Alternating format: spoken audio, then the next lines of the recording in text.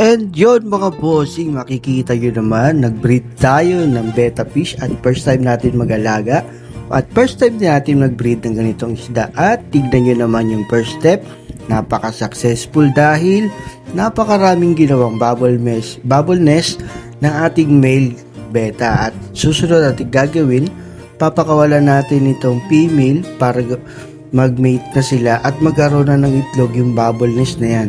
So iiwan natin yan ng another 24 hours para magligawan sila dyan at mag-mate na sila, at bubuksan natin yan bukas ulit ng ganitong oras umaga.